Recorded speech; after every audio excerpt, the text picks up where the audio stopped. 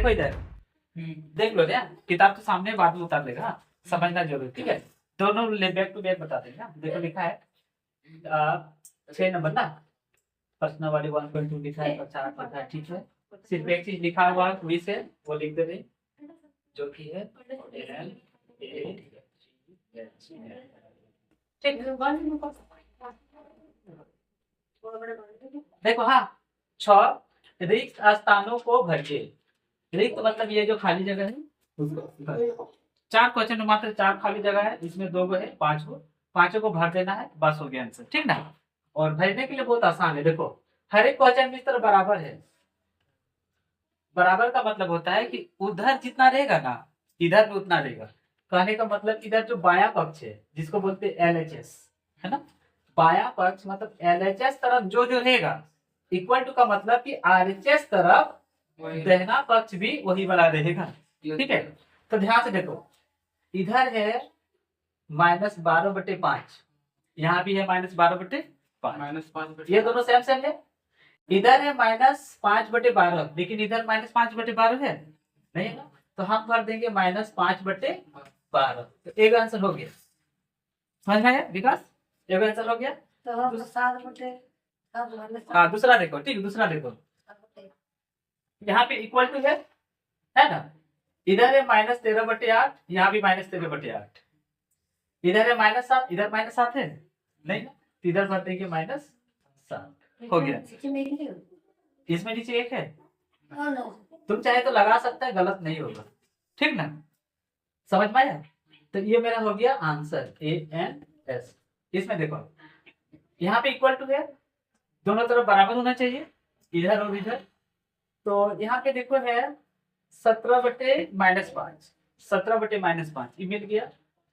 उसके बाद -7/8 है ना, देखो -7/8, -3/7 इधर नहीं है ना, यहाँ भर दो -3/7, ये वाला आंसर, ठीक है, यहाँ है, इसमें नहीं मिला,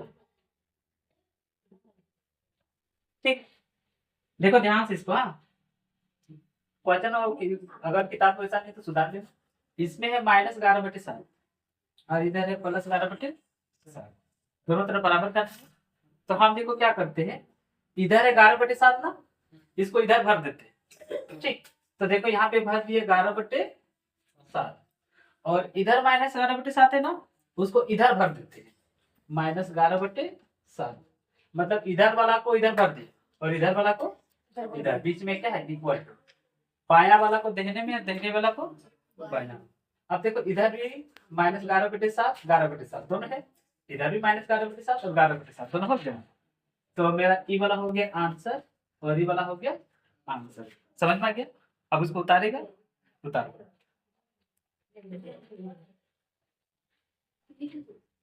ठीक है। 7 का 1 नंबर इसका लिख देते हैं, मतलब आंसर, ठीक, समझे ध्यान से। देखो क्वेश्चन है, वह कौन सी परिमेय संख्या है जिसका योग प्रतिलोम वह स्वयं है। हाँ बात में लिखो, वह कौन सी परिमेय संख्या है जिसका योग प्रतिलोम वह स्वयं है, ठीक है, योग प्रतिलोम वह स्वयं है। तो इसका आंसर हो जाएगा 0, ठीक। देखो समझो, हाँ क्वेश्चन है योग प्रतिलोम, देखो प्रतिलोम, ठीक। देखो योग प्रतिलोम, हाँ योग प्रतिलोम पता है उसमें क्या होता था, सो जोड़ के 0 आना था, मतलब दो, हाँ ठीक है। जैसे योग प्रतिलोम -1 है, इसका योग प्रतिलोम होता था +1, ताकि प्लस माइनस जोड़ेंगे, ठीक है।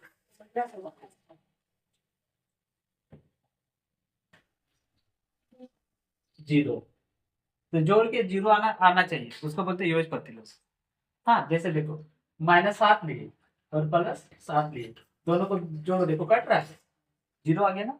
हाँ तो क्वेश्चन है वह कौन सी परिमेय संख्या है जिसका योग प्रतिलोम वह स्वयं है, मतलब यहाँ पे जो संख्या लेंगे ना इसका योग प्रतिलोम भी वो खुद आएगा। तो जैसे ये है मान लो 0, अब देखो एक होता है -0 और एक होता है +0, दोनों को करेंगे तो क्या हो गया, कर क्या हो 0।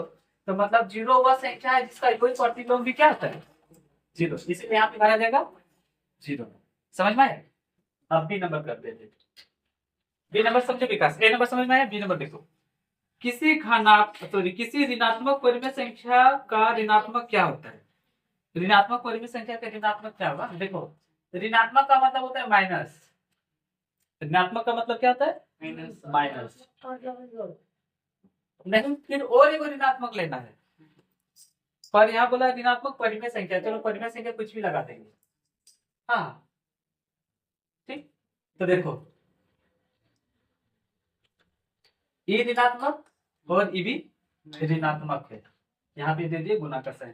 किसी ऋणात्मक परिमेय संख्या का ऋणात्मक क्या होगा, हाँ इसका ऋणात्मक क्या होता है, माइनस माइनस क्या हो जाएगा बोलो प्लस, ठीक है माइनस माइनस यहाँ प्लस आ गया ना, तो आंसर हो गया धनात्मक, क्या हो गया धनात्मक। तो लिख देते हैं मने करना तो न कर देना, ठीक लिखा है किसी ऋणात्मक परिमेय संख्या का ऋणात्मक क्या होता है धनात्मक, ठीक है ऋणात्मक का क्या हो जाएगा, परिमेय संख्या का ऋणात्मक क्या होता है धनात्मक हो जाएगा, माइनस माइनस प्लस, प्लस को क्या बोलते हैं धनात्मक, ठीक प्लस को क्या बोलते हैं, हाँ समझ में आए। सी क्वेश्चन है क्या दो परिमेय संख्याओं का अंतर एक परिमेय संख्या है, देखो क्या दो परिमेय संख्या का अंतर, जैसे देखे ये लिखे एक परिमेय संख्या और इसको फिर मान लो अंतर मतलब होता है घटाव, अंतर मतलब और ये भी एक परिमेय संख्या, इसको घटाएंगे तो क्या फिर से परिमेय संख्या कुछ भी आएगा बोलो, इसको घटाने से परिमेय संख्या आएगा कि नहीं, एक बार घटा के देख रहे हैं, ठीक है देखो 5 दिया हो गया 15 और 4 4 16 और नीचे हो गया 20, हो गया -1/20, बोलो ये परिमेय संख्या है, आंसर हो गया हाँ, आंसर क्या हो गया हाँ, ठीक तो ये आ गया तो आंसर हो गया हाँ, बस इतना ही, तो इसका आंसर हो गया हाँ। क्या योग पर परिमेय संख्या सहचार्य है, क्या योग पर परिमेय संख्या सहचार्य है ना, योग मतलब क्या होता है बोलो, देखो योग ऐसा होता है,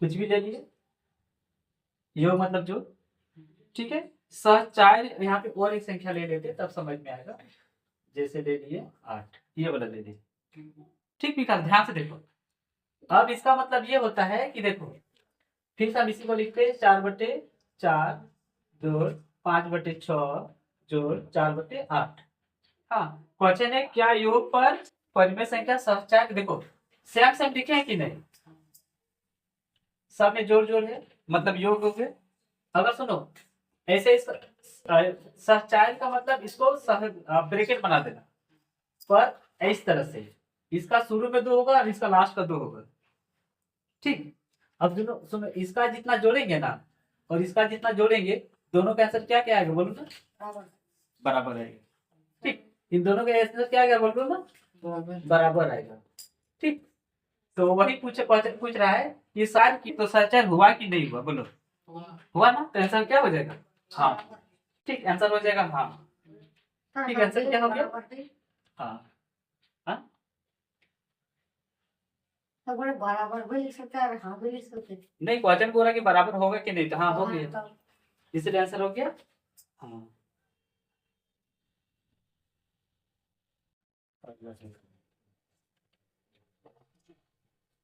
देखो ये क्या योग के अंतर्गत परिमेय संख्या क्रम विनिमय है, देखो क्रम विनिमय फिर सही वाला लिखते हैं हाँ, 3/4 जोड़ 4/5 योग है ना, सुनो इसको हम ऐसे भी लिख सकते हैं हाँ, तो क्रम विनिमय का मतलब ये वाला लास्ट में है ना, इसको कर दो फर्स्ट में, ये फर्स्ट में था ना इसको कर दो लास्ट में, अब दोनों को जोड़ेंगे तो दोनों का इसका आंसर और इसका आंसर सेम सेम आएगा, तो इसका भी आंसर क्या हो जाएगा हाँ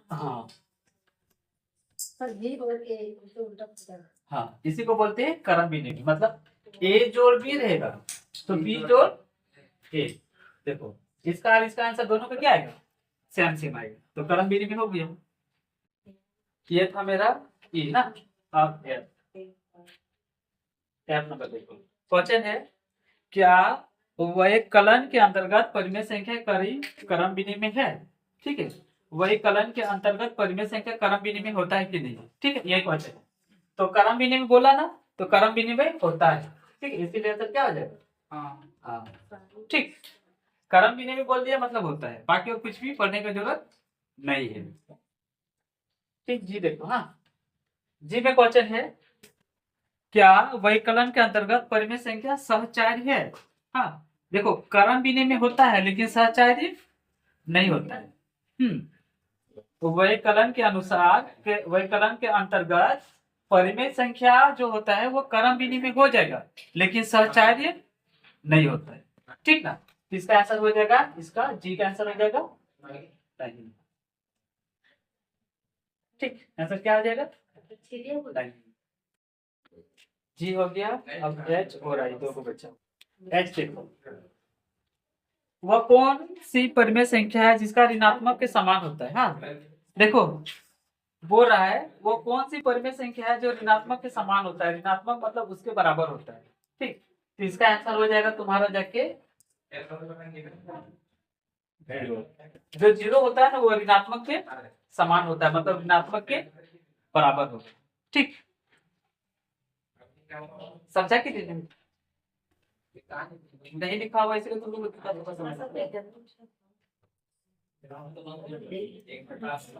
देखो, तो हमको लगता है विकास ऋणात्मक क्या होता है मतलब माइनस। देखो इधर संख्या रेखा बना रहे हैं ना समझने के लिए, ये हो गया 0, इधर हो गया 1 2